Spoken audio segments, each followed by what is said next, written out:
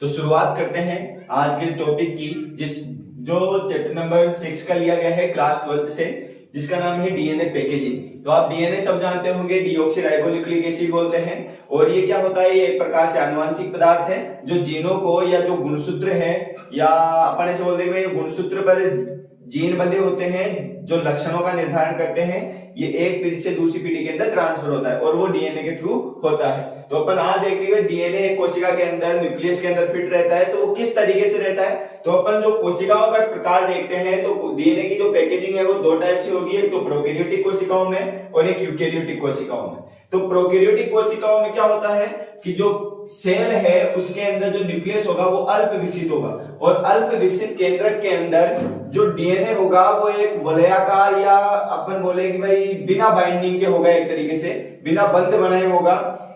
और जो डीएनए और ऐसा न्यूक्लियस वो है खुली अवस्था में, उसे न्यूक्लियोइड बोला जाता है।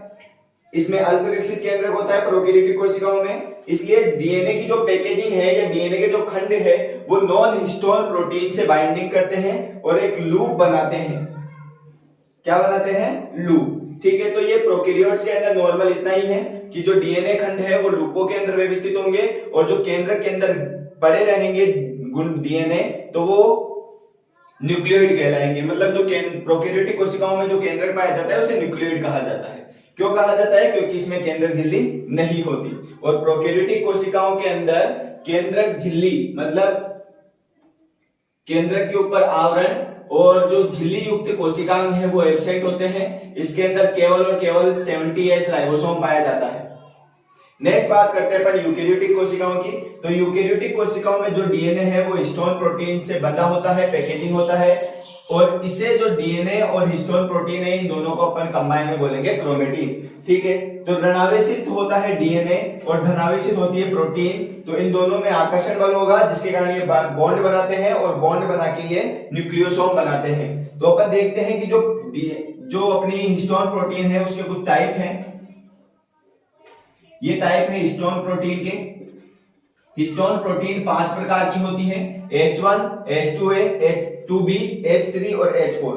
अपन H1 और H2A की बात करें तो इसके अंदर लाइसिन नामक एमिनो अम्ल की मात्रा ज्यादा होती है। H3 और H4 के अंदर आर्जिनिन की मात्रा ज्यादा होती है। अपन देखते हैं कि जो न्यूक्लियोसोम बनता है मतलब डीएनए और हिस्टोन प्रोटीन जब बॉन्ड बनाते हैं तो कुछ इस प्रकार का बनाते हैं, H2, H2A, H2B, H3 और H4। जो ये चारों हैं ये चारों एक हिस्टोन अष्टक का निर्माण करती है, जो ये आपको दिख रहा है इस हिस्टोन अष्टक का निर्माण करती है। और H1 जो है वो इस छड़नुमा स्थिति में रहती है। डीएनए इसके चारों तरफ राउंड लगाता है और राउंड लगाता है अप्रोक्स 2 राउंड। इसके जो अपना हिस्टोन प्रोटीन का जो अष्टक है उसके चारों तरफ लगभग 2 राउंड लगाता है और इसे अपन न्यूक्लियोसोम कहते हैं।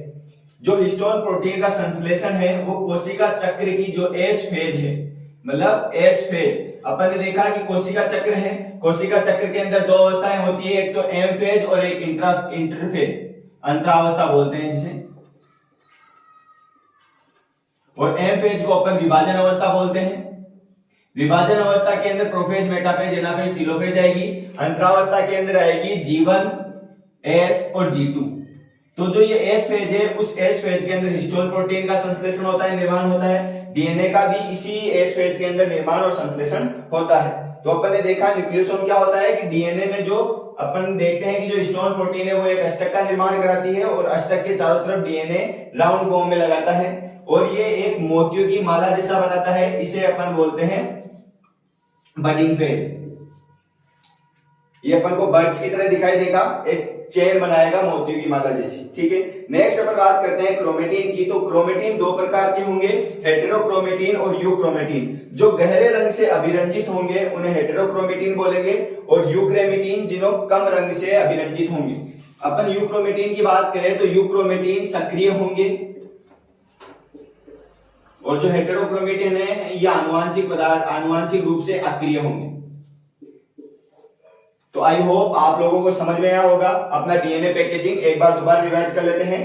तो अपन देखते हैं कि डीएनए पैकेजिंग 2 टाइप की है, प्रोकैरियोटिक कोशिकाओं के अंदर और यूकैरियोटिक कोशिकाओं के अंदर। अब अपन को पता है कि प्रोकैरियोटिक कोशिकाओं के अंदर जो केंद्रक होता है वो अल्प विकसित होगा, तो इसके अंदर जो डीएनए खंड बड़ा होगा वो खुली अवस्था में होगा जिसे न्यूक्लियोइड बोला जाएगा। इसके अंदर अल्प विकसित केंद्रक होता है। डीएनए खंड लूप के अंदर व्यवस्थित होता है। डीएनए के जो खंड है वो नॉन हिस्टोन प्रोटीन से बाइंड रहते हैं।